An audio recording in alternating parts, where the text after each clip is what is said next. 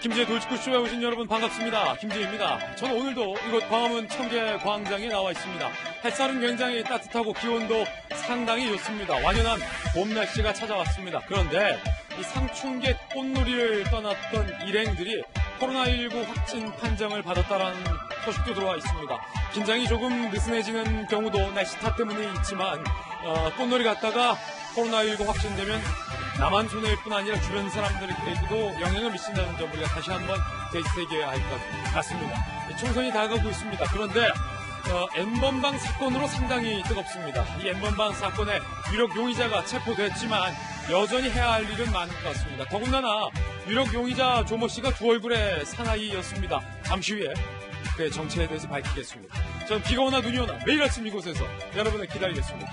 김진의 돌직구쇼 지금 라이브로 시작합니다. 잠깐만요.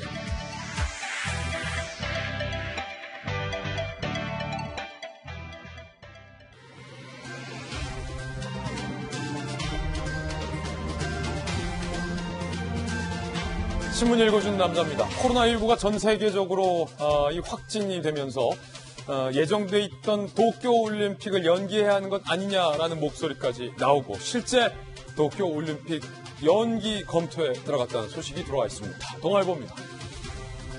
아베와 IOC 양쪽 모두 다 올림픽 연기를 검토 중인 것이 알려졌는데 다만 뉘앙스는 좀 차이가 있습니다. 아베 총리는 완전한 형태 곤란하면 연기라고 얘기를 했고 IOC는 연기 논의가 시작됐다. 4주 내 결정하겠다라고 입장을 밝혔습니다. 그 이면에는 캐나다와 호주가 연기 안 하면 불참하겠다라고 아주 강한 입장을 밝힌 데 있습니다. 도쿄올림픽 7월 개최가 사실상 물 건너간 것 아니냐라는 관측이 상당히 제기되고 있습니다.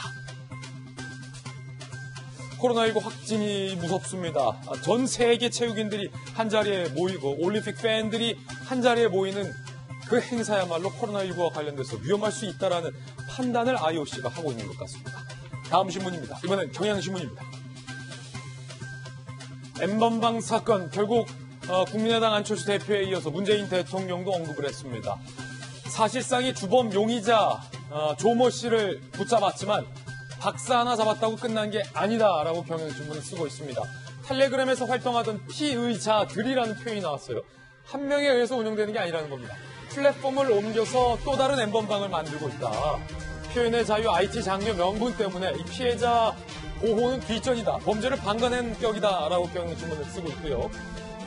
영상을 소지하고 있고 유포하겠다라고 협박하는 것까지 강한 처벌해야 한다는 목소리도 나오고 있습니다. 잠시 후에 N번방 사건의 유력 용의자 조모 씨는 누구이고 두 얼굴의 사나이였다라는 사실도 오늘 취재가 됐습니다. 어떤 두 얼굴을 가지고 있었던 것인지도 여실히 살펴보겠습니다. 다음 신문입니다. 이번엔 조선일보입니다. 그런가 하면 민주당이 추진하고 있는 이른바 비례용 위성정당과 관련해서 잡음이 끊이질 않고 있습니다. 두 번째 비례 파트너도 민주당에 대해서 이렇게 비판을 했습니다. 여당에 배신당했다라고 말을 한 겁니다. 정계련에 뒤이어 민주당의 파트너가 된 이번에 더불어시민당에 참여하기로 한 이 군소정당들이 결과적으로 공천을 못 받게 된 겁니다. 공천에서 배제가 된 겁니다. 민주당이 아베보다 더 나쁜 짓을 한다라는 감정 섞인 얘기까지 나오고 있습니다. 급조 닷새 만에 내분에 휩싸였습니다.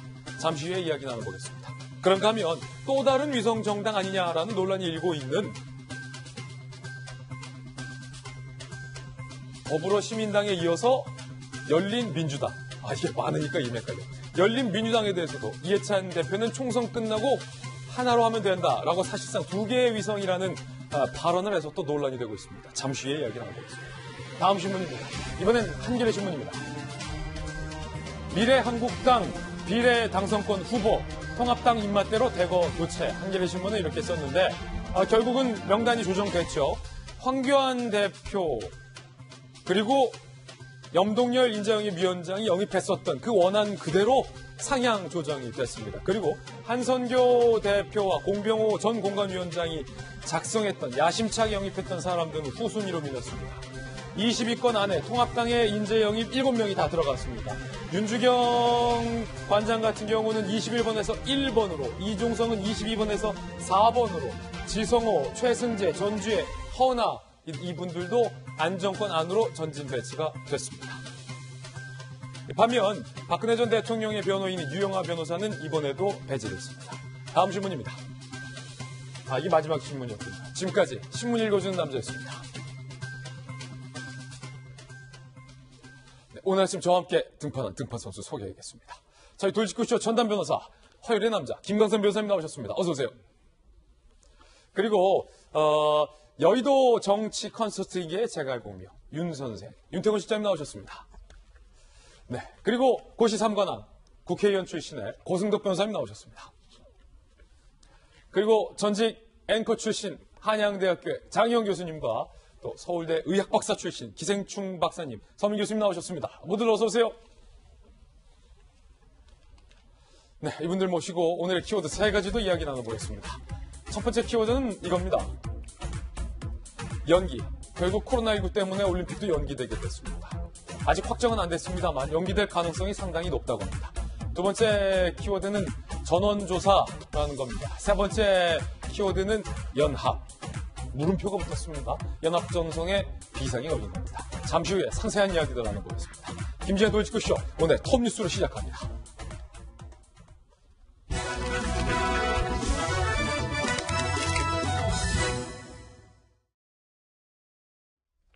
대통령도 언급한 이른바 N번방 사건에 대해서 참여한 전원에 대해서도 조사를 할 필요가 있다라고 대통령도 언급했다는데 잠시 후에 N번방 사건에 대해서 잠시 후에 상세하게 전해드리겠습니다. 저희가 먼저 본격적인 이야기 앞서서 코로나19와 관련된 이야기도 오늘 준비됐습니다. 톱뉴스 주제입니다. 세계로 확대된 특별여행 주의. 일단 올림픽도 연기될 것 같습니다. 아베 총리와 IOC 조직위원장의 이야기 바로 한번 들어보시죠. 仮にそれが困難な場合にはアスリートの皆さんのことを第一に考え延期の判断も行わざるを得ないと考えています。そしていろんなところからいろんな声があるのにそれを踏まえて最初の通りやるんだというほど私は愚かではないというふうに申し上げておきたいと思うんです。 윤태곤 실장님, 올림픽이 연기되는 일은 상당히 초유의 일인데 경제적 손실도 7조 3천억 원이라고 얘기고 나오고 있는데 7조도 7조 원이지만 일단은 전 세계인의 건강을 우선적으로 검토해야 된다 이런 논리겠죠? 그렇죠. 근대 올림픽을 안 한 적은 세계 대전 때, 예. 1940년, 44년 이때 안 한 건데 세계 대전 때. 그렇죠. 그거 말고는 올림픽을 건너뛰거나 연기한 거는 없죠. 이번이 처음이군요. 그러니까 올림픽이라는 거는 우리 전 세계에 어떻게 보면 루틴이지 않습니까? 예. 4년 만에 한 번씩 돌아오는 거. 그러니까 내가 몇 살 때 우리가 88 올림픽을 했었지, 몇 살 때 누가 금메달 땄었지라고 우리도 기억들을 많이 맞아요. 하잖아요. 그러니까 일본 개최국으로서 일본도 되게 충격이지만 전 세계에서 들어오는 시그널이 이 코로나19라는 것이 19라는 것이 정말로 큰일이구나. 라고 다시 한번 다가오는 거죠. 그리고 일본에서 이제야 연기 이야기가 나오지만은 제가 이달 초에 일본 정부 관계자를 만난 적이 있었는데. 그랬어요? 할 수 있겠어요? 라고 물어보니까 그분이 공식적으로는 연기를 검토하고 있지 않습니다. 그러더라고요. 예. 그래요? 그러니까 공식적으로는입니다. 라고 비공식적인 건 또 따로 있다. 제가 모르겠습니다만은 그분이 강조했던 게 공식적으로는 검토하지 않았다라는 건데 이 이야기가 나온 거는 일본 정부의 특성상 비공식적 물 밑에서는 끝까지 주판 아래 튕겨봤겠죠. 근데 이제 더 이상은 안 되겠다라고 판단한 것 같아요. 그 이면에는 아마 캐나다와 호주도 연기하지 않으면 참석하지 않겠다. 그런 식의 어떤 부참선언. 예. 그리고 캐나다 이런 게 1번이 어려워서 그렇지 1, 2번이 나오면은 3번, 4번은 쉽지 않습니까? 그럼 우리도 참여 안 할래? 그렇죠. 그러니까 이제 일본 정부에서는 못 이기는 척하고 연기를 받아들인 거일 수도 있고요. 예. 참 요즘 날씨가 말 그대로 오늘 날씨도 꽃피는 봄날 아닙니까? 길거리에 출퇴근하는 길거리에 벌써 개나리가 만개했더라고요. 그런데 이 상충객들이 코로나19에 확진되는 사례가 나왔습니다. 봄꽃 때문에 마음은 흔들리지만 그렇다고 무턱대고 꽃놀이 가면 안 되겠습니다. 지난 18일 전남 구례군 산수유 마을, 얼마나 아름다워요, 산수유 마을. 꽃구경 다녀온 60대 일행 5분. 이분들도 설마 하고 갔겠죠. 그런데 감염됐습니다. 경주 1명, 부산 3명, 함안 1명, 5분이 이분 중에 4분이, 그러니까 5명 중에 4명이 코로나19 확정됐으면 굉장히 지금 거의 다 감염된 거죠. 나들이 당시에 이 경주에서 오신 경주 시민이 발열 증상이 있는데도 여행을 강행한 거예요. 그리고 당시 5명이 한 차에 탑승을 했다라는 겁니다. 밀접 접촉이죠, 이 정도면. 전남 구례군 확산 우려로 꽃 축제를 취소했어요. 그 구례군은 잘못이 없어요. 그런데 보십시오. 숫자가 말해주고 있습니다. 14일에서 22일간 꽃 축제 취소했는데도 17만 명의 시민분들이 전남 구례군으로 꽃 구경하러 오신 거예요. 17만 명이요. 이거 위험합니다. 전남 광양시 6일에서 15일에 예정돼 있어서 매화 축제도 취소했어요. 그런데 이 기간에 30만 명이 다녀가신 거예요. 야, 취소됐대? 야, 그럼 사람들 없겠네. 더 잘 됐네. 가자. 이거 안 된다는 겁니다. 안 된다는 거예요. 제발 좀. 나만 감염되는 게 아니라 같이 차 타고 갔던 5명 중 4명이 감염되지 않았습니까? 이거 민폐입니다, 이제. 자, 기생충 박사님, 서민 박사님. 네. 꽃 보면 네. 사실 저도 막 흔들리긴 해요. 꽃 구경 가고 싶기도 하고. 네. 근데 그러면 또 안 되는 거잖아요. 아, 그렇습니다. 이제 동선을 보니까 이제 어떤 18일 날 한 차를 타고 갔고 그 중에 한 명이 이제 걸려 있었던 거죠. 그래서 그 차에서 이제 같이 다 감염된 건데, 그러니까 우리가 이런 생각을 합니다. 그냥 야외니까 그래도 괜찮지 않을까 이런 생각을 좀 많이 하지 않습니까? 근데 야외 거의 장소까지 갈 때 걸어가는 게 아니라 차 타고 가지 않습니까? 차 타고 가면은 긴밀한 접촉을 할 수밖에 없고요. 예. 그래서 이번에도 그런 비극이 이제 일어났죠. 그리고 여기서 우리가 알아야 될 거는 인생은 길다는 겁니다. 인생은 길다. 예, 뭐 지금 당장 꽃을 보면 좋지만, 예. 막 그러다가 코로나 걸려서 뭐 폐가 손상되기라도 하면, 예. 그 다음부터는 인생의 남은 기간을 꽃을 못 보고 살 수도 있습니다. 내년에 보면 된다. 그러니까 내년에 보면, 코로나 때문에 폐가 손상이 돼버리면 이제 어디 잠깐만 움직여도 폐가 안 좋으니까. 앞으로 못 본다. 가기 어렵지 않습니까? 예. 근데 그거보다는 올해는 그냥 건너뛰시고 내년부터 진짜 원 없이 건강한 폐로 꽃 구경을 하시면 좋겠습니다. 그리고 요새는 그리고 인터넷이 발달돼 있어요. 그래서 구글 같은 어떤 포털 사이트 같은 데서 꽃 같은 거 보시면 마음이 조금은 위로가 되거든요. 예. 그렇게 좀 해주면 좋겠습니다. 네. 조금만 다른 의견을 내면 꽃 구경을 아예 가지 말고 집에만 틀어박혀 있어라 또 이것도 아닐 수 있어요. 저 같은 경우에는 꽃 구경을 가서 문제라기보다는 갈 때 한 차에 밀폐된 곳에 있었고 또 일행이다 보니까 같이 식사도 하고 여러 가지 접촉이 많이 있었을 것 아니겠어요. 그래서 밀접 접촉을 피하는 거는 기본 수칙이지만 꽃 구경 자체도 못 나가게 뭐 다 이런 건 좀 너무 과한 것 같고, 다만 기본 수칙에 2명 이상 모이면 일단 위험할 수 있다는 걸 우리가 인지를 한다면 예방을 할 수도 있는 것이고, 아니면 좀 혼자 바람 쐬러 멀리 가는 것까지 막을 수는 없는 거니까 꽃 구경 자체, 그러니까 모든 것들을 너무 이렇게 우려해서 가지 말아라 보다는 조금 더 완화해서 표현하는 게 맞지 않을까 하는 생각도 듭니다. 이 산수유 마을의 식당 업체들과 또 주민들도 저희가 한번 인터뷰를 담아봤습니다. 들어보시죠. 그렇게 정부에서 나들이 오지 말라고 집에서들 있으라고 하는데 그거를 15일을 못 참고 못 오게 되는데 큰일 나네 이거 보면 여보 국민들 서로 다루다가 안 터지고 있는 해야 되는데 우리도 이거 총경 제가 괜찮을까 했더니 이거 온 사람을 막을 수가 없더라고. 코로나 때문에 집에 갇혀 있다 보니까 너무 답답하기도 하고 그래서 참 이게 이 집에만 있으니까 너무 답답해서 내가 걸릴 줄 알고 갔냐라는 시민분들의 마음도 이해가 되고, 그 지역에 사는 주민들 입장에서는 그 청정 지역이고 시장에 오지 말라는데 그걸 또 무턱대고 오냐라고 걱정하는 주민들의 마음도 이해가 되고, 또 그러면 우리 장사하지 말라냐는 상인들의 마음도 이해가 되고, 또 예쁜 꽃의 마음도 이해가 되고, 참 모두가 다 안타까운 상황입니다. 또 하나의 이슈는 진해군항제. 저도 진해군항제 국방부 출입했을 때 매해 갔었는데 사람이 벚꽃 보러 바글바글합니다. 그런데 이 진해군항제도 결국은 취소가 됐는데 여기도 또 비상이라고 해요. 이야기 들어보시죠. 요즘은 사람이 부딪히도 무서운데 안 왔으면 좋겠어요. 그래서 좀 단속을 많이 해줬으면 좋겠어요. 코로나19 감염병 사태의 엄중함을 감안하시어 이번 봄만은 시내 지역 방문을 자제해 주실 것을 다시 한번 간곡하게 당부드립니다. 제가 여기 전체가 폐쇄가 되거든요. 그래서 좀 협조를 좀 부탁드립니다. 바깥으로 좀 나가주시면 감사하겠습니다. 예. 고마워요. 이게 사실은 김관삼 변호사님, 정부에서 강력하게 권고를 하고 있지만 시민들이 예컨대 뭐 진해로 오지 마십시오, 군항제 오지 마십시오, 산수유마로 오지 마십시오 했지만 갔다고 뭐 처벌할 수는 없는 거잖아요. 그건 처벌할 수가 없죠. 그러다 보니까 이제 답답해서 가시는 분들이 계시고 거기서 좀 나오는 어떤 그런 것 같아요. 근데 그런 것 같아요. 그러니까 우리가 물론 어떤 의심 증상이랄지 아니면 밀접 접촉자라서 14일 자가격리하라. 그건 제가 볼 때 무조건 참아야 한다고 봐요. 그렇지만 이제 증상이 없는 분들은 사실 집에만 있기 좀 그렇거든요. 그리고 우리가 일반적으로 전문가들 얘기할 때도 우리가 광화문에서 그냥 개별적으로 돌아다니는 것은 전염의 가능성이 없다고, 감염 가능성이 없다고 그래요. 그러면 아니 꽃구경 가는데 감염 가능성이 있겠느냐 이제 그런 생각을 하기 때문에 이제 만연하게 가는 것 같아요. 그런데 그런 것 같아요. 이제 저희도 오늘 대기실서 몇 분 있었는데 예. 거기 이제 문을 닫고 있거든요. 예.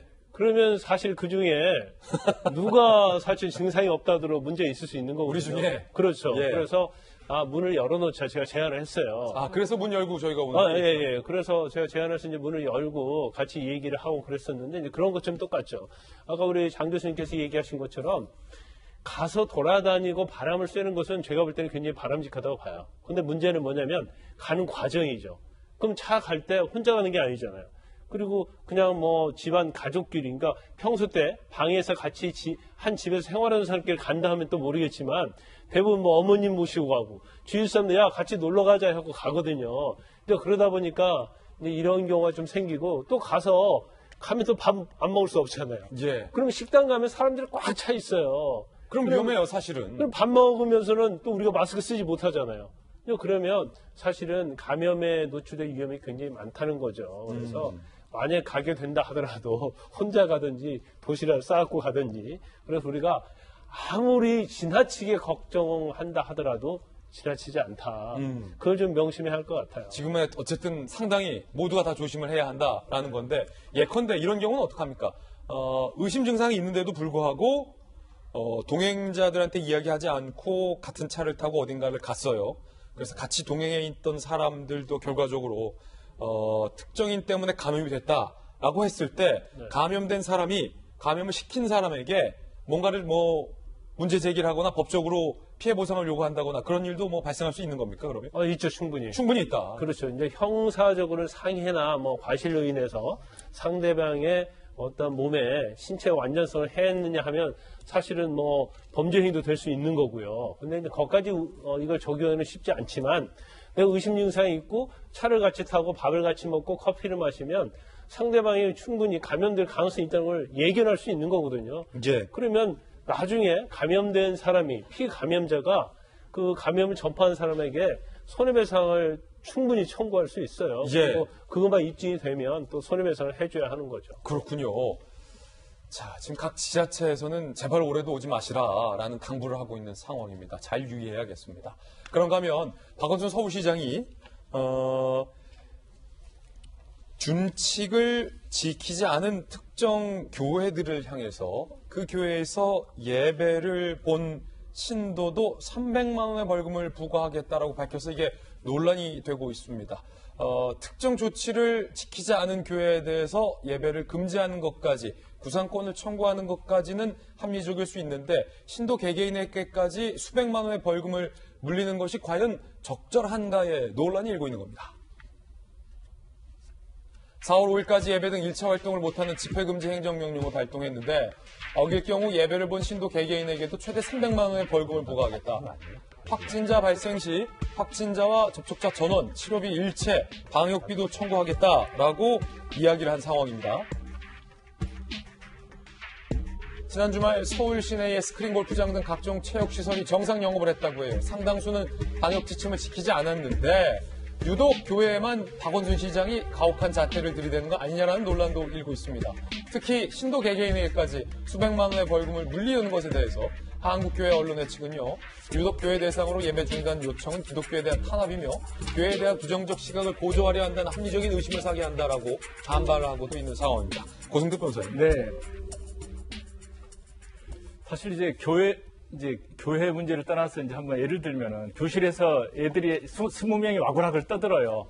선생님이 들어와가지고 좀 크게 떠들 만한 애를 지목하면서 야단을 칩니다. 그러면 걔가 속으로 어떤 생각하냐면 왜 나만 가지고 그래? 이런 생각을 하거든요. 그러니까 제가 볼 때 서울시가 이제 감염병 예방법에 의해서 어떤 조치를 하는 것에 대해서는 법적 근거가 분명히 있습니다. 그런데 다만 이제 교회 쪽에서는 왜 우리 교회만 가지고 그래? 또는 왜 교회만 가지고 그래? 이런 문제가 생길 수가 있거든요. 예. 그래서 제가 이제 전에도 말씀드린 것처럼 이런 그 형평의 문제 또는 그 종교 자유 침해 문제가 없게 하려면 일반적인 기준을 시행해야 됩니다. 그러니까 유럽 같은 경우는 뭐 100인 이상 그 모임 금지 일률적으로, 또 50인, 10인, 최근에 이제 메르켈 총리 같은 경우는 3인 이상의 모임도 자제해달라고 강력하게 공고했거든요. 그래서 그런 식으로 인적 기준을 설정을 하든지, 그렇지 않은 경우는 이태리처럼 그 필요한 생필품을 살 수 있는 그 마트하고 또 약국 이 두 가지 빼놓고는 일반적으로 닫도록 하라. 이렇게 일반적인 금지 규정을 취하게 되면 문제가 없거든요. 제가 볼 때 지금 그 대부분의 그 대규모 행사라든가 이런 데는 우리 국민들이 현명하기 때문에 스스로 자제하고 계십니다. 그래서 분명히 일부 교회가 그런 지침에 어긋나게 하는 것은 맞는데요. 서울시가 예를 들어서 50인 이상 그 모임 중에서 사회적 거리를 유지할 수 없는 모임은 금지한다. 이런 식으로 일반적인 좀 그 지침을 내려주시면 형평 문제는 생기지 않을 것 같고요. 제가 볼 때 이제 교회 쪽에서도 너무 이걸 이렇게 예민하게 대응하는 것보다는 좀 자제하는 게 국민들이 생각하는 그 눈높이라고 볼 수 있겠습니다. 예. 그러니까 이제 저도 동의하는데, 근데 또 이런 점에서도 생각해봤으면 좋겠어요. 교회에서 형평성 문제를 제기하는데, 근데 서울시에서 무슨 절이라든지 성당을 하라고 했냐? 그건 아니고 성당은 이제 자체적으로 닫고 있고 절도 다 산문을 폐쇄했는데, 교회가 우리를 클럽이라든지 PC방하고 비교하면 좀 그렇지 않습니까? 그건 우리를 클럽은 하게 하면 우리는 못하게 하냐라고 한다면은 저는 그 성직자나 종교인들 입장에서 참 그래서 우리를 그쪽하고 비교하나 다른 종교 단체하고 비교하면 모르겠는데 그런 생각도 좀 드는 면이 있어요. 예. 자, 이제 서울시와 교회 측이 이제 계속 소통을 통해서 잘 접점을 찾아주시기를 바라겠습니다. 이번엔 저희가 준비한 두 번째 이슈를 소개합니다. 바로 이겁니다. N번방 사건이 국민들의 관심을 받고 있습니다. 문재인 대통령도 언급을 했고요. N번방의 운영자이자 유력 용의자인 조모 씨가 사실상 체포가 됐음에도 불구하고 아직 끝난 게 아니다라는 얘기까지 나오고 있습니다. 그런데 오늘 아직 경찰은 이 N번방의 유력 용의자 조모 씨의 신상을 공개하기로 결정을 하지 않았습니다. 오늘 검토를 할 예정이라서 저희들도 경찰의 공개 결정 여부를 기다리고 있습니다. 저희 생방송 중에라도 경찰이 이 유력 용의자 조모 씨의 신상, 얼굴과 주요 정보를 공개하기로 결정하면 그 순간 저희도 그 즉시 공개를 하도록 하겠습니다. 경찰의 판단을 저희도 한번 기다려 보겠고요. 다만 이 조모 씨의 실체와 관련돼서 오늘 상당히 구체적으로 저희들이 소개를 하려고 좀 준비를 했습니다. 과연 이른바 박사의 정체가 무엇이냐라는 겁니다. 함께 보시죠.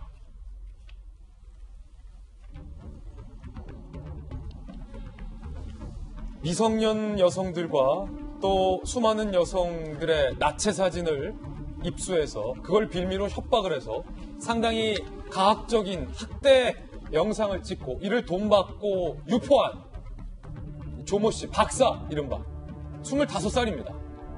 굉장히 어립니다. 닉네임은 박사고요. 2014년 수도권의 한 공업 전문대학교에 입학을 했고 4학기 중 3학기 평균 학점이 4.0 이상이라면 굉장히 공부를 잘한 겁니다. 학고사 기자와 학고사 편집국장까지 역임을 했었던 것으로 확인이 됐고요. 보도에 따르면 2018년 2월에 졸업한 후 마땅한 직업이 없이 무직 상태였다고 합니다. 2018년 12월 텔레그램에서 박사방을 만든 뒤 여성의 성착취 영상을 제작하고 유포했다는 혐의를 받고 있고요. 학교 성적이 우수했고 글쓰기를 좋아해서 학내 독후감 대회에서 1등을 받기도 했다고 합니다. 그런데 교우 관계는 원활하지 않았고 학내의 성 문제 등으로 일탈 행위도 전혀 없었다고 합니다. 이 박사방을 만들기 전에 텔레그램에선 총기를 팔겠다, 마약을 팔겠다라고 허위 광고를 올려서 돈을 가로채는 범죄도 저지르기도 했었다는데 오늘 경찰이 이 조모 씨의 신상 공개 여부를 결정할 방침입니다. 경찰이 좀 빨리 결정을 내려줬으면 좋겠다는 생각이 듭니다. 굉장한 이 강력 범죄인데 특히 잠시 후에 자세한 이야기 나눠보겠지만 장혜영 교수님, 우리가 그 범행을 차마 이 어떤 공주파에서 방송에서 보도해드리기가 민망한 게 아니라 너무 잔인한 부분이 많기 때문에 여실하게 말씀드리지는 못하지만 그래도 아마 많은 국민분들께서 어떤 신문지면에 난 기사를 통해서 많이들 알고 계시고 충격을 받고 계실 거예요. 말씀하신 대로 이건 민망한 문제가 아니라 좀 잔혹한 맞아요. 문제인 거예요. 피해 여성들에게 어떻게, 그러니까 좀 전에 강력범죄라는 표현을 김진애 건 쓰셨는데 사실 법적으로는 이걸 어떻게 살인죄에 준하는 것으로 할 수 있느냐 없느냐도 지금 논쟁이 되고 있는 상황이거든요. 다시 말하면 살인죄에 준하지 않는다라는 일단 법적으로 이런 얘기가 나오고 있는 상황에서 과연 이 조 씨가 그러니까 여럿을 죽인 살인자와 다를 게 뭐가 있느냐라는 저는 이런 댓글에도 공감이 사실상 가더라고요. 관련된 여성들은 사실상 죽는 이만 못한 삶을 살 수도 있는 이런 지금 일이 벌어진 거거든요. 그러니까 지금 나오는 모든 것들, 총기, 마약, 그리고 지금 성범죄, 사실은 각종 안 좋다고 하는 모든 범죄가 다 들어가 있어요. 폭력적인 총기도 사실은 가장 잔혹한 무기가 될 수 있는 부분이고, 마약도 마찬가지이고, 성적인 것도 마찬가지이고, 다만 지금 겉으로 보여지는 모습들은 성적도 좋았고, 봉사활동도 또 열심히 다녔다는 것 아니겠어요? 다만 졸업 후에 이제 무직이었고, 이 가운데 이런저런 일들이 벌어졌다라는 것. 이게 두 얼굴이라고 단정하고 우리가 충격받을 일은 또 아닌 게 성적인 문제나 이런 것들은 또 일반 사회생활하고는 굉장히 동떨어진 사적 영역이라는 게 전문가들의 이야기이기 때문에 겉으로 사회생활 멀쩡히 하는 사람들이 이런 성적인 문제에서 또 어떤 모습을 가질지 아무도 모르는 거예요. 이렇게 말하면 괜히 불안할 수도 있겠습니다. 어쨌든 굉장히 충격적인 일이고, 일단 사회적 약자 그리고 무언가 조금 아직 미성숙해서 가치관이 다르지 못한 여성들을 유인을 해서 정말 끔찍한 일을 벌인 것. 게다가 또 여기에 동조해서 돈을 내고 이런 것들을 같이 본 사람들 역시 저는 죄질이 썩 법적을 떠나서 죄질이 가히 다르지 않다. 전 이런 생각까지 듭니다. 예, 이 조모 씨의 범행 패턴도 오늘 상세하게 취재가 됐습니다. 함께 보시죠. 박사방 일당들의 잔인한 범행 수법인데 이 주범 조 씨 등 운영자들이 모르는 여성에게 메신저의 익명 대화방 텔레그램 등으로 접근을 합니다. 그러니까 모르는 사람에게 모르는 사람이 이렇게 접근하니까 피해 여성들도 뭐 내가 누군지도 모르는데 괜찮겠어 라고 다소 안심을 했던 그런 측면도 있는 것 같아요. 이 조모 씨가 이렇게 요구합니다. 어차피 내가 누군지 모르니까 당신을 그냥 얼굴 가리고 나체 사진만 보내주면 내가 돈을 주겠다 라고 제안을 하는 거예요. 여기에 혹하는 일부 여성들에게 나체 사진을 받고서 갑자기 돌변합니다. 이 조모 씨가 사전에 사회복무요원 등을 매수를 해서 정부 전산망을 접속시킨 겁니다. 그래서 사진을 보낸 여성의 신상을 캡니다. 주소와 가족관계 등 개인정보를 입수한 뒤에 그 여성에게, 나체 사진을 보낸 여성에게, 가족과 지인들에게 이 사진을 유포하겠다 라고 사실상 협박을 합니다. 어제까지 밝혀진 여성 피해자들은 총 74명입니다. 상당히 많은 여성 피해자가 나왔어요. 74명 중에 16명이 미성년자 여성인 것으로 드러난 겁니다. 더욱더 끔찍한 건 이 박사방의 운영자들이 피해 여성들에게 가학행위를 스스로 하게끔 강요를 했다는 겁니다. 예컨대 노예, 박사라는 단어를 스스로 몸에 새겨라. 그리고 셀카를 찍어라. 직접 촬영하도록 지시를 한 거고 협박을 한 거죠. 안 그러면 이 사진을 유포하겠다. 그래서 이 동영상을 바꿔서 돈을 받고 돈을 낸 사람들에게 유포를 하고 또 더 센 가학행위를 강요하고 촬영을 하는 등의 행동들, 이런 패턴들을 보였다는 겁니다. 정말로 끔찍한 가학행위를, 범죄 행위를 일삼은 겁니다. 윤태곤 실장님, 그러니까 일부 이제 미성년자 여성들이 16명 들어가 있다고 하고 미성년이 아닌 여성들까지 포함하면 70명이 넘어요. 네. 그러니까 텔레그램이고 저 사람이 내가 누군지 모르니까 비밀 어떤 익명의 채팅방이니까 괜찮겠지라는 생각 지금 이 시점부터는 절대 하면 안 되겠어요. 아니, 그러니까 이게 범죄, 권력의 역관계가 우리가 이제 상당수의 범죄 같은 경우에는 가해자의 신원은 모르지만 가해자의 얼굴이라든지 이런 건 아는 거잖아요. 폭력을 당한다라고 하면 누가 얼굴을 보면서 나를 때리는 거 아니겠습니까? 성폭행의 경우에도 그렇고. 근데 이것은 피해자가 볼 때는 가해자는 보이지도 않고 목소리와 지시만 전달되는데, 근데 나의 일거수일투족과 나의 신원과 나의 뭐 친구 관계라든지 이건 다 안다라고 돼 있는 거잖아요. 그렇게 이걸 약간 상상을 해보시면은 그 피해자가 얼마나 피폐화되고 종속화될 수밖에 없는지, 보이지 않는 사람이 나를 이렇게 해코지를 하는 거니까요. 더더욱 뭐 시키는 대로 따라갈 수밖에 없었을 것 같아요. 그 해당 여성들 입장에서는 얼마나 끔찍했을까요? 그렇죠. 그게 예. 제일 보이지 않는 게 제일 무서운 거거든요. 우리가 코로나19도 무섭고 한 게 보이지 않고 언제 어디까지 갈지 모르기 때문에 무서운 거지 않습니까? 예. 그러니까 이 보이지 않는 가해자의 경우에는 이 사람이 새벽 3시에 나한테 지시를 할지, 4시에 지시를 할지, 1시에 지시를 할지, 아니면은 점심 먹고 있는데 뭐라고 지시를 할지 알 수 없는 거잖아요. 누군지 모르는 사람이 그렇죠. 나에게 끔찍한 일을 강요한다. 네. 그 공포감. 디지털을 통해서. 그 공포감. 네. 그 여성들 입장에서는 이 지금 조모 씨가 붙잡혔던 지금 영상 보셨잖아요. 25살에 공부도 잘했고 대학교에서 학보사 편집국장도 했고 교우 감독도 원만했고 어쩌면 굉장히 수준 많은 평범한 청년이었다는 그러니까 사실을 우리가 보면서 디지털 성범죄에 대해 가지고 가지고 있는 일종의 예. 클리셰 같은 게 있지 않습니까? 뭐 방에서 이제 딱 갇혀가지고 이제 밤새도록 이제 컴퓨터만 두드리는 그런 사람이 아니라, 뭐 멀쩡이라는 표현이 맞는지 모르겠습니다만은 흔히 볼 수 있는 사람, 예. 학교 생활도 모범적으로 하고 흔히 말하는 아싸가 아닌 거잖아요. 예. 아웃사이더가 아닌 거잖아요. 얼마나 그러면은 이제 충격받을 지나갈 때 공포스러울까요? 그런 거 아니겠습니까? 여성들이 이제 그런 이야기를 하고 남성들은 그렇게까지 하지 말아라고 하는데 지나가는 사람들이 다 가해자일 수 있다고 생각이 되는 거죠. 예. 자, 이 교우 관계가 뭐 원만했다고까지는 할 수 없어도 트러블이 없었다. 공부를 굉장히 잘했었다. 25살의 평범한 청년이 이토록 끔찍한 일을 자행했다라는 사실. 피해 여성들과 그 가족들이 봤을 때 얼마나 더 충격스러울지 감히 상상조차 안 되는 대목입니다. 그런데 더욱더 소름 돋는 것은 이 조모 씨의 적나라한 두 얼굴 때문입니다. 함께 보시죠. 조 씨 지인들은 이렇게 깜짝 놀라합니다. 평범해 보이던, 때로는 선량해 보이기까지 했던 그가 성범죄 사건의 주범이라는 사실에 충격을 받았다라고 입을 모으고 있습니다.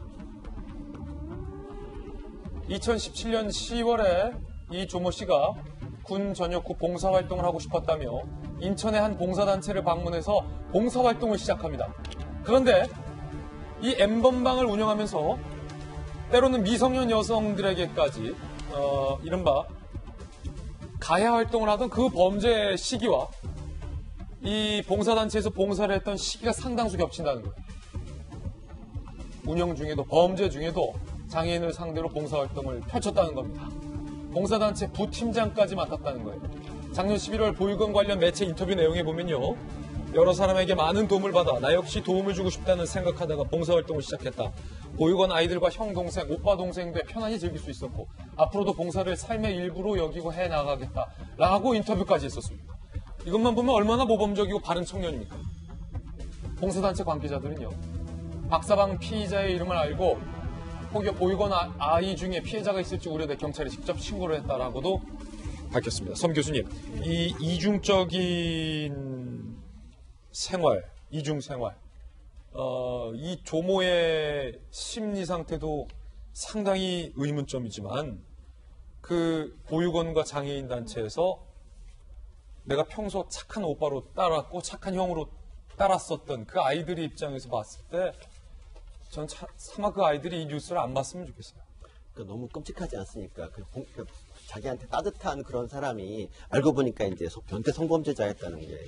그러니까 근데 정말 그 폭력범 같은 경우는요, 딱 보면 대충 감이 잡힙니다. 문신 같은 거 좀 있고 칼자국 몇 개 있으면 저 사람 좀 싸웠겠구나 이 생각이 들지 않습니까? 예. 근데 장 교수님 말씀처럼 이 성범죄는 정말 누가 저지를지 전혀 알 수가 없는 거죠. 그래서 그러니까 전 지인분들이 이제 이럴 때마다 항상 그럴 줄 몰랐다고 막 놀라지 않습니까? 예. 저는 그분들이 좀 그만 놀랐으면 좋겠습니다. 이제 이건 너무 수없이 반복됐던 맞아요. 패턴이고요. 그러니까 그분들이 정말 멀쩡하게 사회생활을 한다는 게 그분이 변태가 아니라는 거를 증명할 수 없습니다. 그리고 지인들한테는 당연히 숨길 수밖에 없는 게 지인들한테 나 사실은 이런 변태야라고 말하면 지인들이 안 만나주잖아요. 그러니까 당연히 지인들한테는 숨길 수밖에 없는 거죠. 그리고 제가 이제 이번 사건에서 정말 악질적인 애들 중에 하나가 사회복무요원입니다. 예. 그 사회복무요원은 이게 범죄에 이용된다는 걸 알면서 또 끔찍한 범죄 그러니까 매수를 한 거겠죠? 이걸 알면서 이 정보를 전달했지 않습니까? 맞아요. 이 사건에 등장한 그 요원. 네. 그러니까 그러니까 이 박사의 박사에 비슷하게 정말 강한 처벌이 있어야 되겠고요. 그리고 문재인 대통령께서 이런 말씀하셨습니다. 이거를 본 사람도 중범죄니까 전원 수사하라. 근데 이제 안타깝게도 이 법률적으로는 이게 이제 뭐 처벌이 하기 어렵다고 합니다. 근데 뭐 어떻게 대통령 긴급 명령이라도 좀 내려줘서라도 좀 어떻게 처벌을 어떻게 할 수 있으면 좋겠습니다. 예. 그 이야기를 좀 한번 짧게 한마디만요. 지금 여기 보육원이나 장애인단체나 우리 뭐 좋은 형, 좋은 오빠가 이런 사람이었으니 충격받았겠다. 그걸 넘어서서 혹시나 이 장애인들을 대상으로 어떤 범죄를 모의하지 않았는지 보육원도 그러니까 이 사람이 갑자기 군대 다녀오자마자 군복무 쉬는 시간에 내가 봉사하고 싶었다라고 무슨 찾아와서 봉사활동을 했다라는 거 아니겠어요? 보육원이 어린아이들만 있는 게 아니에요. 그리고 충분히 저 N번방이나 박사방을 보면 어린아이들도 성착취 대상으로 썼거든요. 그 단순히 그냥 이중적 얼굴에 그친 게 아니라 뭔가 어떤 목적을 가지고 보육원에 찾아간 거 아니냐? 저는 그래서 장애인 보육원에 있는 그 모든 대상들, 이 남자아이가 이 조 씨가 만났던 이 모든 사람들 대상으로 조사도 같이 좀 이루어졌으면 해요. 예. 그것도 상당히 좀 중요한 관점인 것 같아요. 또 다른 피해자가 혹여 나올 수 있으니까 그 부분도 좀 조사가 돼야 될 것 같고 과연 이제 누구를 어떻게 처벌하느냐의 논란까지 이어지고 있습니다. 청와대의 목소리 한번 들어보시죠. 이 사건을 중대한 범죄로 인식하고 가해자들을 엄벌에 처해야 할 것이고 N번방 회원 전원에 대해 조사할 필요가 있다고 문 대통령은 강조했습니다. 이를 위해 문 대통령은 필요하면 특별조사팀이 강력하게 구축되었으면 한다고 말했습니다. 네, 검찰 출신의 김광삼 변호사님. 이 시스템이 이제 조모 씨 같은 주범들, 운영진들이 피해 여성들에게 그런 영상을 제작하고 이 사람들이 돈을 받고 돈을 낸 사람들에 한해서 돈의 액수별로 어떤 영상들을 선별을 해서 공개를 하고 제공을 하는 거잖아요. 돈을 내고 영상을 본 사람들 중복 추산하면 26만 명이라면서요. 네. 그 많은 사람들을 처벌이 가능한 건지 일단 그것부터 좀 여쭙고 싶습니다. 일단 뭐 보는 것 자체는 처벌하기가 쉽지 않아요. 그래요? 예. 그리고 지금 중요한 것 중에 이제 아동 성착취물이거든요. 예. 그래서 우리나라가 이제 아동 청소년 성보호에 관한 법률이 있는데 그에 의하면은 상당히 형이 비교가 높습니다. 물론 이제 법원에서 나오는 형하고는 좀 격차가 좀 있긴 하지만 그래서 단순히 보는 것만은 처벌하지 못하게 돼 있고 지금 피해자가 74명 중에서 16명이 아동이잖아요. 예. 그러면 16명이 미성년자인 경우에는 이걸 만약에 다운로드를 받는다랄지 어떠한 형태로든지 소지를 하게 되면 1년 이하의 징역 또 1,000만 원 이하 벌금에 2천만 원 이하 벌금에 처돌되기 때문에 형이 굉장히 좀 가볍습니다. 그런데 만약에 여기서 지금 문제가 될 수 있는 사람이 이제 적극적으로 지금 경찰에서 조사를 하고 있는데 그중에 13명에서 14명은 직원으로 불렸다고 그래요. 직원. 그래요? 네. 그래서 원래는 이 사람들이 회원이었는데 이 조모 씨 박사가 이 사람들을 포섭을 해서 협박을 하고 그런데 다 이용을 했다는 거죠. 그럼 이 사람들도 거기에 적극적으로 관여했으면 공범관계가 되기 때문에 이게 아동 청소년물이냐 아니냐 상관없이 이건 음란물을 제작한 거거든요. 이게 처벌할 수밖에 없는데 지금 이 처벌과 관련된 좀 굉장히 문제가 많아요. 어떤 문제가 있냐면 우리나라가 지금 아동 청소년 보호법에서 성보호법에서 보면 제일 형량이 무거운 것이 제작입니다. 제작을 한다거나 수출을 하거나 수입을 하는데 이게 살인죄나 비슷해요. 5년 이상의 징역 또는 무기징역까지 처할 수가 있는데 문제는 뭐냐? 법원에서 선고를 할 때 대부분이 이제 5년 이상이면 집행유예 할 때 2년 6개월형까지 내릴 수가 있거든요. 그러다 보니까 많은 경우에 있어서 집행유예형을 선고받고 석방이 된다는 거죠. 그게 문제가 있고 특히 영국이나 미국 같은 데 서양에서 보면 일반 이제 포르노에 대해서는 이렇게 형이 무겁지 않습니다. 그렇지만 아동 청소년에 대해서는 형이 굉장히 무거워요. 예. 이게 영국 같은 예를 들면 1978년에 이제 어린이 성보호법 같은 게 제정이 됐는데 굉장히 이른 시점에 예, 한 14건 정도의 어떤 필리핀 아이들을 상대로 해서 13세 어린애를 상대로 해서 이 성착취물을 제작했는데 형량이 무려 22년이 선고가 됐어요. 22년. 예. 그래서 미국 같은 경우는 더군다나 소지하면 보통 10년 이상의 징역형이 선고가 됩니다. 예. 그래서 우리나라가 물론 뭐 특별법을 만드는 것도 중요하겠지만 현행 법에 의한다 할지라도 제작만 해도 무기징역까지 처할 수 있거든요. 그래서 법원이 특히 미성년자에 대한 성착취물에 대해서는 굉장히 형량을 좀 강화할 필요가 좀 있다 이렇게 봅니다. 예, 이 N번방 사건과 관련돼서 해당 용의자 조모 씨가 한마디도 하지 않고 경찰에 쑥 들어가는 장면 보셨습니다. 이 장면을 보고 정치권에서는 조국 전 장관이 없앤 포토라인 금지가 이 조모 씨에게 큰 혜택이 됐다라는 주장도 나왔습니다. 이준석 미래통합당 최고위원이 그제 SNS에서 이렇게 비판을 했는데 누구를 수사하다가 포토라인이 폐지됐으며 포토라인 폐지로 누가 수혜를 입었는지 보라. 또 그게 수사기관 개혁의 일환이라고 포장했던 정권이 누군가. 2019년 10월에 있었던 일이다. 사람 가려서 포토라인 세우면 당신들이 말하는 수사 준칙은 인권수사가 아닌 특권수사다라고 조국 전 장관을 재소환한 겁니다. 미래통합당 선대위의 정원석 대변인은요. N번방 용의자 신상 공개와 포토라인 세우기는 힘들어질 것이다. 포토라인 금지의 수혜자 제1호가 조국 전 장관이기 때문이다. 조국발 N번방 선물과 다를 바 없는 포토라인 금지를 전면 재검토하라 라고 주장을 했고요. 이에 대해서 조국 전 장관이 입을 열었습니다. N번방 사건은 성폭력특례법 25조 1항에 따라 신상 공개는 가능하다라고 법률 조문을 함께 게시를 했는데 조 전 장관도 포토라인에 대해서는 언급하지 않았군요. 그렇다면 고승덕 변호사님, 결국 조 장관이 없앤 포토라인 폐지 때문에 이 조모 씨가 포토라인에 서서 피해자들과 기자들과 국민들 앞에 뭐라고 얘기할지는 들을 수 없게 될 가능성이 큰 겁니까? 사실 조국 장관이 그 재판받고 있는 와중에도 또 SNS 올려서 이렇게 자기 입장 또 누가 뭐 조국 장관한테 물어보지도 않았잖아요. 근데 올리는 것 자체가 사실 좀 의아할 정도인데 지금 신상 공개와 그 포토라인은 사실 약간 다른 부분이 있습니다. 신상 공개는 뭐냐면 그 사람의 얼굴이라든가 이름을 공개하는 거거든요. 예. 그러니까 화성 살인범 경우에도 얼굴과 이제 그 이름을 공개했는데 그 얼굴을 보게 되면 현재 교도소에 수감 중인 얼굴이 아니라 옛날의 얼굴이에요. 그러니까 누군가 이제 그 인적사항을 알아볼 수 있을 정도로 공개한 것 뿐인데 조국 장관 경우는 이미 소환되기 전에 누구나 조국 장관 이름과 얼굴은 다 알고 있잖아요. 그럼요. 그러니까 문제는 이제 포토라인인데 포토라인은 법률하고는 상관없이 검찰의 어떤 하나의 그 관행 내부 규정으로 이루어진 거였었거든요. 근데 포토라인 그 내부 규정을 아예 없애는 바람에 1호 수혜자가 결국은 그 조국 패밀리가 됐던 거고요. 예. 단순히 그 포토라인에 서지 않은 정도가 아니라 이 지하주차장에 차를 타고서 아무도 알아보지 못하는 그런 상황에 들어가고 나오는 그 편의까지도 제공받은 사람이 조국 패밀리거든요. 예. 그런데 지금 이 경우에는 이 N번방 이 범죄자들이 들어갈 때 똑같이 포토라인 자체 서지 않을 수 있는 그 규정이 결국 이 조국 방탄 규정에 의해서 이제 나온 거기 때문에 예. 아무리 조국 장관이 법률상 신상 공개한다고 하더라도 그 포토라인 이거하고는 사실은 약간 좀 관계가 없는 부분이기 때문에 적절한 그런 어떤 변호가 되지 못한다고 생각합니다. 예. 조국 전 장관에 떠나가지고 이 사태로 인해 가지고 우리가 좀 관행처럼 여겨왔던 거 혹은 뭐 잘 모르는 것들에 대한 이야기들이 폭발적으로 나올 거라고 봐요. 그냥 아까 그 사회복무 요원들이 개인정보에 접근한 거 있지 않습니까?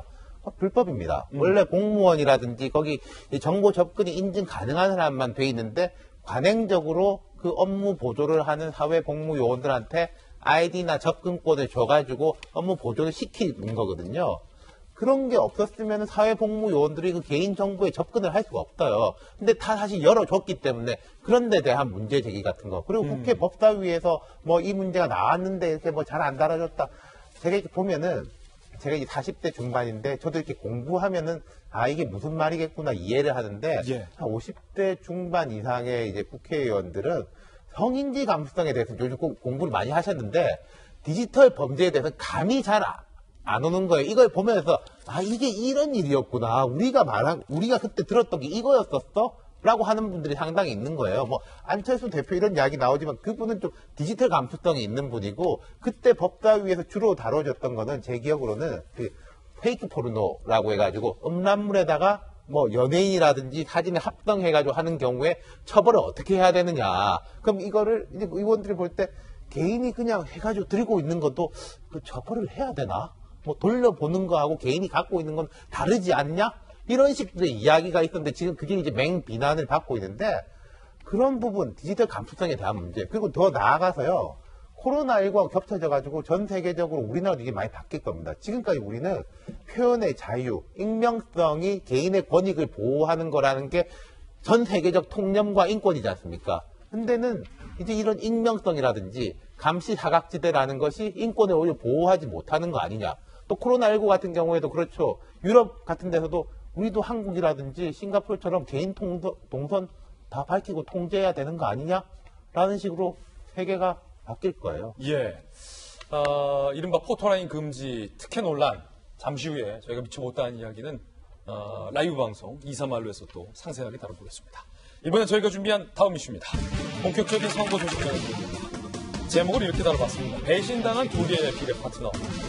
정계련 말고 이번에 더불어시민당에 참여하기로 했었던 군소정당이 공천에서 배제되자 민주당을 향해서 비판하는 일이 나왔고요. 이해찬 대표는 이 더불어시민당 말고 정봉주, 손혜원 두 사람이 주도하는 열린 민주당을 향해서 결국 총선 후에 연합할 거다라고 시인을 했습니다. 위성이 두 개다라고 자인을 했다라는 지적이 많습니다. 직접 들어보시죠. 민주당 당선자만으로 일당이 안 될 경우에 열린민주당이나 다른 비례정당의 과의 합당 이런 얘기가 바로 나올 거 아니겠습니까? 꼭 우리가 의석이 제일 많지 않더라도 그 원 구성하기 전까지 연합을 하면 되는 겁니까요? 130석 정도를 기준점으로 이렇게 목표로 잡고 있던데 되게 그 정도는 하려고 지금. 김의겸 전 대변인 같은 경우도 열린시민당으로 이번에 출마를 하는데 우리는 하나다라고 얘기를 했습니다. 네, 저는 결국 선거 과정에서는 다른 경로를 통하더라도 하나가 될 거라고 생각을 합니다. 그리고 또 하나가 되어야 된다고 생각합니다. 그 문제를 원만하게 마무리 지을 수 있으려면 그런 방법도 충분히 고려해야 된다고 생각을 합니다. 알겠습니다. 열린민주당 장희영 교수님 어제 예측 틀렸네요. 같이 안 갈 거다라고. 아니요. 저는 이건 두고 봐야 된다고 생각해요. 같이 간다고 하잖아요. 열린민주당이, 그러니까 이해찬 대표 더불어민주당 사람의 이야기고, 전 열린민주당이 보셨죠? 프랭카드에 우리가 진짜라는 식으로, 진짜가 나타났다. 모르겠어요. 본인들은 누가 주인공으로 합할지는 나중 이야기지만, 제가 지금 보고 한탄스러운 것은 대놓고 선거 끝나고 합하면 된다라는 말을 저렇게 방송에 나와서 당대표가 할 수 있는 이 현실이에요. 저는 민주당만 욕하고 싶은 게 아니라 이전에 지금 미래통합당이든 자유한국당도 마찬가지고 대놓고 이 선거법 자체를 우롱하는 지금 행위들을 하고 있는 것 자체는 바꿔 말하면 이퀄 국민들을 우롱하고 있는 거거든요. 그러니까 전 한편으로 보면 씁쓸한 게 기성인들, 그러니까 저 포함해서 기성세대들이 이런 걸 그냥 묵과하고 있는데 제가 학교에서 강의하는 젊은 아이들만 봐도 지금 이게 뭐 하는 세상인가? 이게 뭐 하는 짓인가? 아마 이런 생각까지 할 만한 너무나 이상한 일들이 자행되고 있는데 정작 선관위에서는 이런저런 선거법상 문제 있는 것 지적하면서 이런 것에 대해서는 선거법상으로 문제가 없다라는 것도 사실은 정말 이건 그냥 원론적으로 봤을 때 이해가 되지 않아요. 그리고 최고 큰 거대 양당에서 이렇게 말도 안 되는 일들을 대놓고 이렇게 당당하게 이야기하고 좋은 포장하잖아요. 전략이고 정치 공학이고 하지만 사기꾼들이 하는 사기 행각과 경영학에서 하는 마케팅은 분명히 차이가 있는 거거든요. 제가 볼 때 이게 현재 대한민국의 선거법상으로는 아무런 문제가 없을지라도 제가 볼 때 국민 입장에서는 이건 불법이라고 생각을 해요. 양당 다 마찬가지고 이 결과적으로 나중에 어느 당을 찍은 간에 끝나고 나서 이렇게 다시 막 이합집산으로 모이고 이러면 우리 그동안 내내 예를 들어서 김의겸 전 대변인 부동산 문제를 우리가 막 열심히 이야기하고 거기서 평가하고 비평하고 이게 무슨 의미가 있어요? 있겠어요? 그냥 그때 깨끗하게 차라리 그래요, 저 나갈게, 뭐 그만둘게요 하고 쓱 열린민주당 하면 되는 거잖아요. 모든 의혹들이 지금 다 그런 식이 된 거잖아요. 아니, 부적격하다면서요. 이번에 공천받으면 안 된다면서요. 근데 딴 데 가서 나와서 합하면 된다는 말을 어떻게 당대표께서 하세요? 듣는 국민이 조금 다소 흥분할 정도로 민망한 이야기였습니다. 장희영 교수님의 어떤 개인 의견이라는 거 말씀드리는데 제 이제 헷갈리는 거 유권자들이 제가 말씀드리고 싶은 건 이해찬 대표는 아니 우리 민주당에서 컷오프 낸 사람이 무소속으로 혹은 다른 방법으로 출마하면 영구 제명하겠다라고 말했고 윤호중 사무총장은 이 열린민주당을 향해서 어떻게 열린민주당이 이럴 수 있느냐 우리 공천에 대한 정면 도전이다라고 반발을 했는데 또 왜 이해찬 대표는 다시 총선 후에 열린민주당과 연합할 거다 이렇게 말합니까? 둘 다 맞는 말이에요. 그게 어떻게 같은 말이에요? 이거죠. 자, 이 파이가 있는데 파이를 지금 우리 파이를 나눠가는 거지 않습니까? 저희 열린민주당이 무슨 미래한국당의 지지층을 공략해가지고 거기 가지고 가는 건 아니잖아요. 우리 파이를 나눠가지고 가니까 이제 문제가 되는 거고 이걸 막아야 되고 좀 줄여야 되는데 제로섬이니까 이게 끝나고 나면은 도로 이제 합쳐야 되는 것도 맞는 거죠. 싫긴 하지만 같이 해야 된다고. 그렇죠. 그 두 가지가 이제 틀린 말이 아니고 이제 장현 교수님이 지금 막 말씀하셨는데 이 유권자들의 견해를 전 충분히 대변하고 계신다 보는데 저는 오히려 사기가 아니라는 문제라고. 우리는 독립적이다. 이렇게 하면은 그게 사기인데 우리 같아. 우리 한 식구야. 라고 그러니까 사기가 아닌 거예요. 진실을 스스로 말하고 있는 거죠. 정봉주 전 의원이 페이스북에 이렇게 썼더라고요. 저는 참 그렇게 직설적인가 싶은데 우리를 봐라. 최강욱, 문재인 대통령의 칼. 김의겸, 문재인 대통령의 입. 전 그것도 약간 민망했는데 넘어서 문재인 대통령이 제일 친한 김정숙 여사의 친구 손혜원도 있다.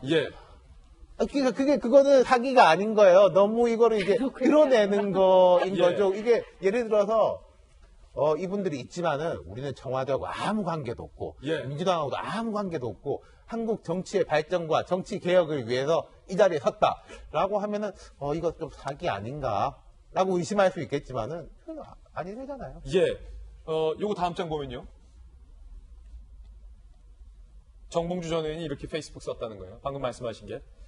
우리가 진짜다. 대통령의 입도 여기 있고 대통령의 칼도 여기 있고 김정숙 여사의 친구도 열린민주당에 있다라고 말한 거죠. 누가 문재인과 함께 끝까지 갈 것인가? 우리들이 살아온 인생을 봐달라라고 얘기한 거예요. 그러니까 정봉주 전 의원의 인생과 손혜원 의원의 인생을 보고 좋아하는 사람도 있고 그래서 싫어하는 사람도 있는데 저는 정봉주 전 의원은 그래서 되게 솔직한 사람이라고 생각해요. 이거는 자기의 인생과 손혜원 의원의 인생을 좋아하는 사람들한테 대놓고 이야기하는 거예요. 미안하지만 저는 저 얘기 보자마자 내가 살아온 인생을 봐달라. 저는 저거 보자마자 떠오르는 게 왜 그 캔시타 여의도의 호텔에서 영수증 나온 사건이죠. 그러니까요. 성적인 문제에 요즘에 민감하다고 그렇게 N번방 이야기를 하면서 대표적인 그 연로에 그러니까 본인이 무죄라고 하는 거는 성추행이나 이런 부분이 무죄라는 것이지 한 여성 기자를 무고로 만들어버리려고 했던 사건이었잖아요. 영수증 나오면서 갑자기 확 죄송합니다. 사죄 없던 일이 된 게 아니라 사죄를 하고 마무리가 된 사건이거든요. 근데 그 부분에 대한 걸 기억을 하는 국민들도 있을 텐데 저렇게 당당할 수 있다라는 거, 대통령이나 뭐 그 측근들을 내가 잘 알고 있다라는 걸 당당하게 말할 수 있는 게 합법적이겠지만 제가 국민들에게 제가 앞서서 말씀드린 건 합법적이겠지만 국민 정서로는 불법인 거와 진배 없다는 생각이 든다는 종합적으로 개인 의견이에요. 모아보면 종합적으로 모아보면 김관선 변호사님 마음에 들고 안 들고를 떠나서 어찌됐든 두 개의 위성 정당, 두 개의 위성을 돌 수밖에 없다. 이해찬 대표는 사실상 인정을 한 거네요. 아니 근데 본인이 인정하든 인정하지 않든 국민은 다 그렇게 보고 있지 않겠어요. 그래서 제가 볼 때는 물론 이제 민주당 입장에서는 여당이기 때문에 열린민주당에 대한 어떤 견제 그런 심리도 있을 수 있겠지만 뭐 사실은 열린민주당이 됐건 더불어시민당이 됐건 비례대표 많이 가져가면 결국 뭐 합당을 하든지 연합을 하든지 결국 여권한테 불리할 게 없는 거예요. 그래서 열린민주당의 김의겸 전 대변인이 그런 얘기 하잖아요. 반찬이 두 개다. 그럼 반찬이 두 개다는 얘기는 국민이 먹을 수 있는 반찬거리가 더 많다 이거예요. 그럼 맛있는 반찬 먹으면 된다.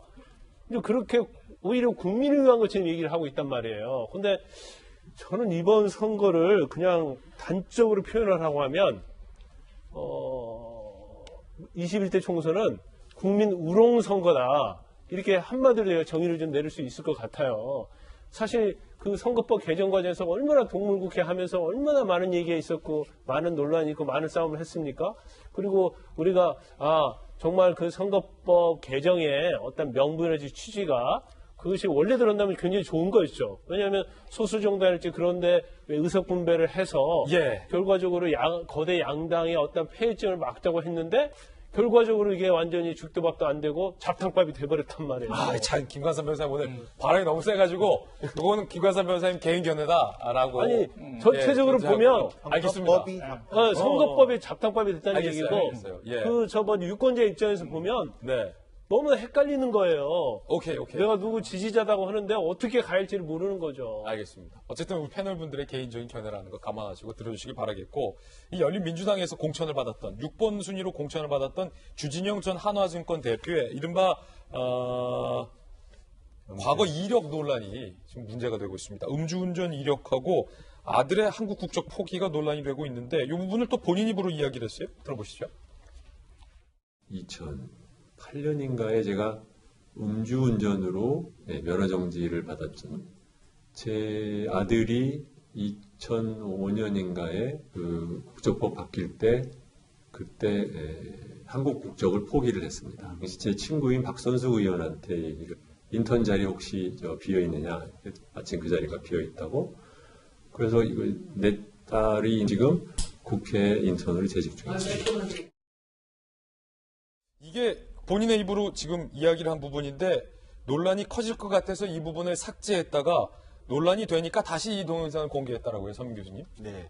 근데 주진영 이분의 음주운전 이력을 봐도 이렇게 그렇게 놀랍지도 않은 게 사실 부동산 문제로 이렇게 사퇴하신 분들이 그런 분들이 이제 줄줄이 이렇게 비례대표 앞순위를 받고 부활하시는 모습을 보면서 이거는 저거 음주운전은 진짜 별것도 아닌 게 아닌가. 그러니까 워낙 좀 논란되는 분들이 많아서 그렇게 크게 놀랍지도 않고요. 그러니까 이번 선거법은 정말 대단한 선거법이다라고 생각합니다. 그런가 하면 더불어시민당 이번에는 내에서의 어떤 잡음도 나왔습니다. 함께 보시죠. 다른 거예요. 열린민주당 얘기였고 지금까지는 지금은 이제 첫 번째 위성 더불어시민당 이 공식적인 민주당의 연합정당이죠. 참여정당 중에 이제 가자환경당이 반발을 한 거예요. 왜냐면 비례 1번부터 10번이 대부분 친문 인사로 채워졌다라는 이야기가 나오자 가자환경당에서 파트너가 아닌 일방적 심사 대상이 될 줄은 전혀 몰랐다라고 반발했고요. 가자평화인권당도요. 비례연합 플랫폼 안에 실컷 써먹고 문 밖으로 쫓아냈다. 강제징용 외면 위안부 껴안나 민주당이 하는 행태는 아베보다 더 나쁜 짓이다. 라고 비판을 하고 있습니다. 고승덕 의원님, 그러니까 정계련도 반발을 했잖아요. 여기는 이제 아예 배신을 당했다라고 본인들은 얘기하고 있고 배제가 됐고 함께하는 가자환경당, 가자평화인권당에서도 공천을 못 받으니까 결국은 민주당 향해서 이렇게 불만 목소리가 나오는 겁니다. 결국은 이제 들러리 선 게 이제 결국은 현실로 이제 드러난 건데요. 사실 연동형 비례제라고 그래서 저도 어떻게 계산해야지 그 의석수가 나오는지 지금도 모르겠거든요. 그러다가 이제 요즘 진행되는 걸 보니까 연동형이 왜 연동형인지를 알겠더라고요. 위성정당하고 본정당이랑 서로 연동하고 있는 그게 연동형 지금 비례제라는 것밖에 이해가 안 되는 거거든요. 최근에 이제 이해찬 대표께서 열린 민주당 사람들을 다시 이제 연합한다, 결국 받아들이겠다는 얘기죠. 그러니까 결국 어떻게 이제 저는 볼 수밖에 없냐면은 진중권 우리 교수는 열린 민주당을 잘린 민주당이라고 그랬지만 요즘 돌아가는 거 보니까 잘린 민주당이 아니에요. 뭐냐면은 이제 더불어민주당으로서는 굉장히 유난히 부담스러운 남자들이었거든요. 유부남들을 모아가지고 결국 열린 민주당으로 간 건데 그분들을 직접 구제하지 못하니까는 또 제2의 위성정당에 띄워놓고 결국은 선거 끝나고 받아들이는 형식을 지금 취하고 있어요. 그러다 보니까 결국 어떻게 보면은 국민들 눈에 부적격으로 좀 생각했던 몇몇 분들마저도 제2 위성정당이라는 편법으로 받아들인 게 아니냐라고 하는 잘린 민주당이 아니라 되돌아오는 민주당이라고 하는 그런 분석도 개인적으로, 분명히 개인적입니다. 가능하다고 저는 생각합니다. 자, 이번에는 미래통합당, 미래한국당 이야기도 좀 한번 해볼까 합니다. 결국은 미래한국당이 한성교, 공병호 다 사실상 물러나고 경질이 됐고 새 지도부가 꾸려졌는데 비례의원 리스트도 결과적으로 발표가 됐습니다. 정리가 된 모양새입니다. 함께 보시죠.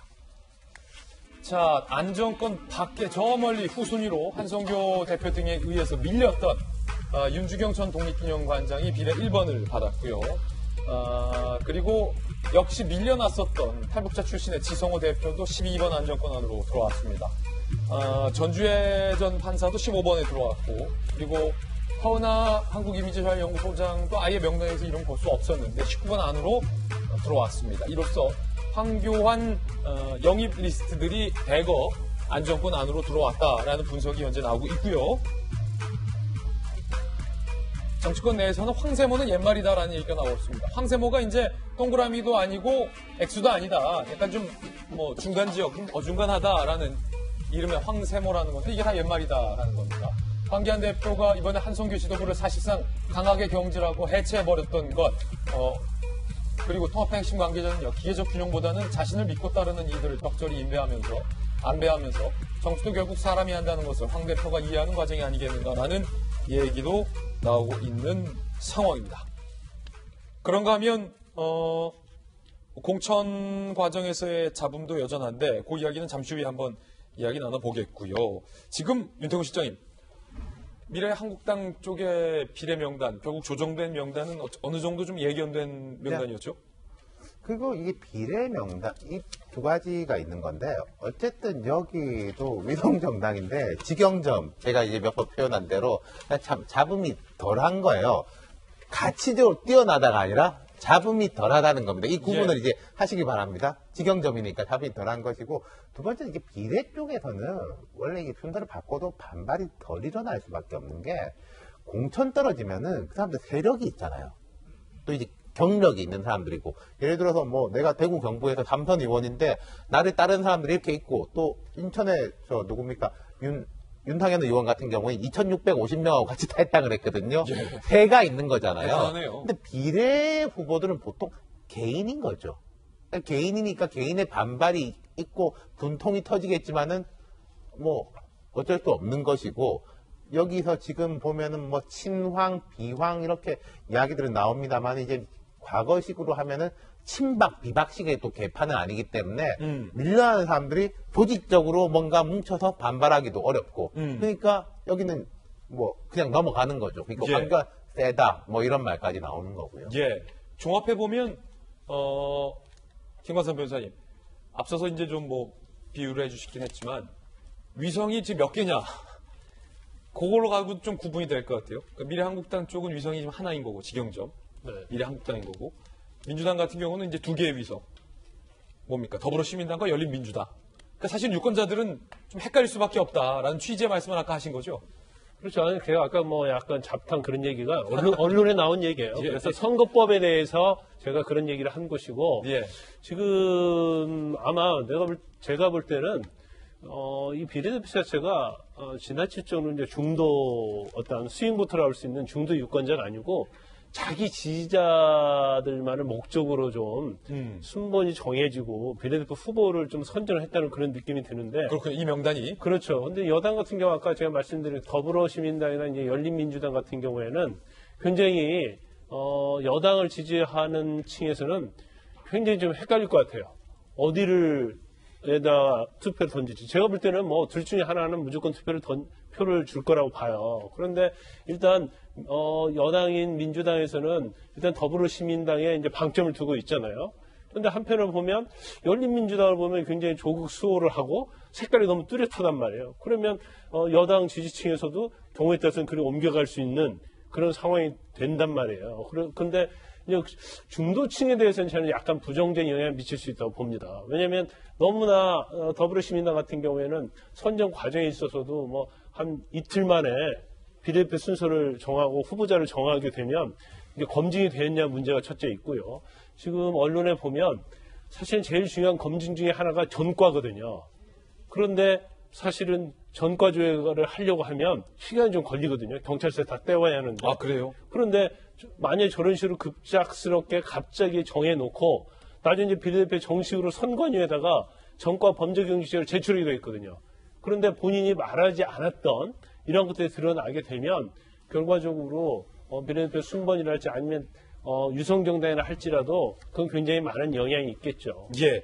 그런가 하면 이 미래통합당에서 결국은 공천을 했지만 미투 의혹으로 공천이 번복됐어서 그래서 실종 해프닝까지 이어졌었던 김원성 후보 측은 반발을 하고 있습니다. 김원성 후보의 부인도 나섰습니다. 이야기 들어보시죠. 공개하지도 못하는 녹취로 나타나지도 않은 미투 피해자 소명의 기회조차 주지 않고 만장일치로 공천권을 뺏은 최고위원회 정치가 이렇게 막무가내인 것입니까? 제 남편은 아직도 녹취록이나 미투에 대해 그 내용이 뭔지 상대방이 누구인지도 모릅니다. 세상에 어떤 미투가 이럴 수 있습니까? 자, 사실은 고승덕 의원님, 김원성 후보가 미투 의혹으로 공천이 취소됐다라는 이야기만 저희도 들었을 뿐, 그 미투 의혹이 누구인지, 어떤 내용인지, 누가 의혹을 제기했는지 저희들도 몰랐는데 후보자 본인과 부인도 지금 모르는 상황, 굉장히 좀 답답해 보여요. 사실은 이제 진실은 뭐 누구도 아직 정확히 알 수 없는 지금 그런 상황이긴 합니다. 그런데 이제 본질적인 문제는 뭐냐면은 꼭 공천이라든가 이런 그 시즌이 되게 되면 나중에 이제 정말 흑색선전이 난무하고 그게 검증할 시간도 없이 기정사실이 돼가지고 한 사람은 사회에서 매장이 되고 이미 이제 일은 지나가고 이런 일들이 반복되는 거거든요. 흑색선전 사실은 선거 과중에 얼마나 우리가 많이 봤습니까? 제가 이제 실제로 경험한 일을 보게 되면 어느 선거에서 공천심사하는데 하나의 그 비디오가 배달이 된 거예요.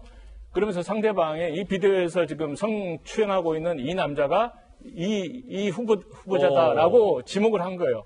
근데 비디오에서는 얼굴도 제대로 못 보는 거예요. 분별이 안 됩니다. 이제 주장만 있고. 그런데 그걸 가지고서 시간이 없었기 때문에 결국은 위험부담이 있다고 그래서 배제를 했는데 알고 봤더니 그게 흑색선전이었던 거예요. 그래서 결국 이제 국민들로서는 정말 막판에 이렇게 엎치락뒤치락하고 갑자기 사람이 나타나서 누군지도 모르고 찍어야 되는 이런 상황을 예방을 해야 되는데 근본적인 해결은 저는 이거라고 생각합니다. 그 비례대표도 이런 식으로 선거 뭐 한 달도 안 남아 놓고 검증할 시간도 없이 발표하지 마시고 그 적어도 비례대표가 할 수 있는 사람 명단을 몇 달 전이라도 법적으로 공개를 하도록 해가지고 국민들이 검증하도록 해야 됩니다. 이건 뭐 그 검증은 꼭 공천심사위원회에서 밀실에서 하는 게 아니거든요. 그래서 국민이 검증할 수 있는 시간을 두면서 그 공천자 명단을 확정하는 이런 절차가 아직도 우리나라에 없다는 게 좀 아쉬운 점 같습니다. 그런가 하면 정의당의 심상정 대표는 미래통합당의 이른바 공천과 관련해서 법적인 조치를 하겠다라고 밝혔습니다. 이야기 들어보시죠. 미래한국당의 비례후보 공천을 둘러싼 미래통합당의 인형극이 점입 가경입니다. 미래한국당의 후보 등록을 전면 무효화해야 할 것입니다. 정의당은 오늘 황교안 대표를 검찰에 고발하겠습니다. 검찰은 신속한 수사로 황교안 대표의 미래한국당 공천 개입 전모를 낱낱이 밝혀주기 바랍니다.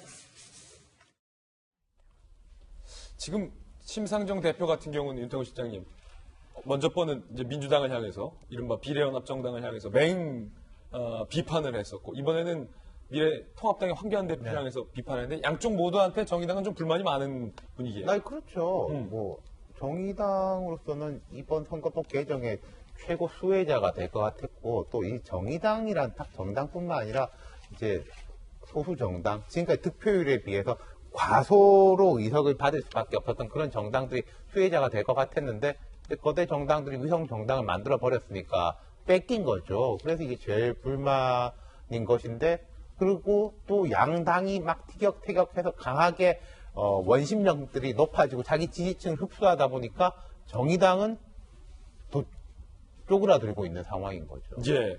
서민 교수님, 어떻게 보세요? 전 굉장히 놀랐습니다. 왜 정의당의 미래한국당을 황교안 대표를 왜 고발하지? 어차피 정의당한테 가장 피해를 준 사람은 사실은 민주당이 아닌가? 이런 생각을 했었는데. 사실상 그렇죠. 왜냐하면 선거법의 가치 4+1으로 그때는 한 편이었는데. 그러니까 정말 그 고발이 좀 뜬금없고요. 그냥 안 하는 게 더 낫지 않았을까. 그냥 정의당 그냥 이름답게 그냥 자기 묵묵히 길을 가시는 게 낫지 않을까 싶습니다. 예. 그런가 하면 3월 3주차의 정당 지지도도 오늘 발표가 됐는데 앞서 말씀드리지만 여론조사는 그냥 여론조사일 뿐이라는 것. 정확성도 좀 다를 수 있고 막상 선거가 시작되면 그 수치는 많이 달라질 수 있다는 점을 전제하고 함께 살펴보겠습니다.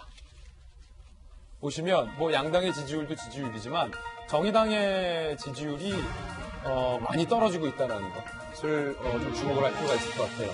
정의당 심상정 대표가 민주당을 향해서 그리고 한국당을 향해서 이렇게 돌아가면서 반발을 하고 있는 이유도 어떻게 보면 이렇게 떨어지는 정의당의 정당 지지율과 무관치 않다라는 분석도 나오고 있는 상황이고 오차범위 아니긴 합니다만 지금 국민의당과 정의당이 랭크되어 있는 장소가 조금은 다르죠. 그런 것들도 정의당에 많은 영향을 미친 것 같고 선 교수님 말씀 주셨던 것처럼 사실은 정의당이 민주당과 함께 연동형 비례대표제를 연합을 해서 통과를 시켜놨는데 통과되고 나서 정의당이 큰 수혜를 입을 것으로 많은 분들이 예측을 했지만 결과적으로 민주당이 위성정당을 하나도 아니고 두 개랑과 또 이제 연합한다라는 가능성을 시사하면서 정의당 입장에서는 상당히 좀 공간이 많이 협소해질 수 있다라는 생각을 좀 하는 분위기인 것 같습니다. 네, 이번에는 저희가 준비한 다음 순서입니다. 총선 합플 소식입니다. 오늘은 어떤 분들이 총선 합플에 선정됐는지 몇몇부터 바로 만나보겠습니다. 네, 오늘도 세 번의 총선 합플입니다. 더불어 시민당의 비례후보를 받은 권인숙 한국여성정책연구원장과 그리고 오세훈 광진 의뢰 후보 그리고 국민의당이었다가 바른미래당이었다가 무소속이 된 김관영 후보가 오늘 총선 합플 3명의 후보가 선정이 됐는데요. 세 분 중에 오세훈 시장부터 한번 좀 이야기 나눠볼까요? 무슨 일이 있었냐면 지난해였죠. 미국 대사 관저를 침입했던 대학생 진보연합, 이른바 친북단체로 규정된 대진연 단체의 회원들이 어찌된 일인지 오세훈 후보의 선거 유세를 쫓아다니면서 피켓 시위를 했습니다. 오세훈 후보 측은 명백한 선거운동 방해다라고 반발하고 있는 상황인데 문제는 그 장소에 경찰들 10여 명이 있었지만 아무런 조치도 하지 않았다라는 논란이 발생을 한 겁니다. 그 영상부터 한번 보시고 이야기 이어가겠습니다. 자, 경찰서 아저씨들 조치해주세요. 저는 지금 분명히 요구했습니다. 이대로 계시는 거는 직무유기 아닙니까? 여당이라도 이렇게 하겠습니까? 감사합니다.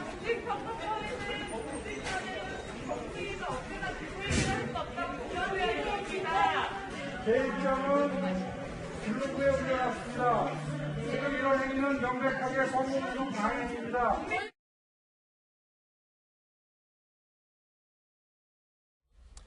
이른바 오세훈 후보를 방해한 선거운동을 방해했다라는 논란이 제기된 사람들은 누구인지 경찰은 왜 영상에서 가만히 있는지 좀 더 자세히 보시죠.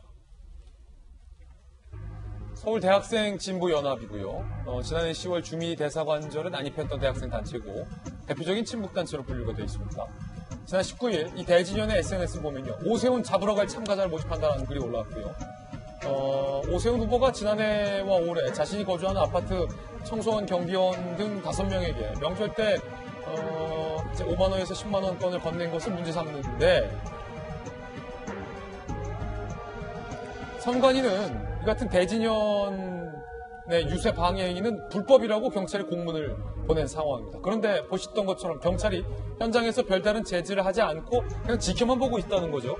특히 오세훈 후보가 현장에 출동한 경찰들에게 왜 제지를 하지 않냐라고 항의를 하는 모습까지 고스란히 영상에 드러나 있습니다. 결국 오세훈 후보는 이 대진연 단체들의 방해 시위 때문에 선거 운동을 지금 중단한 상황이라고 해요. 경찰은 오늘 현장에서도 아무런 조치를 안 했다.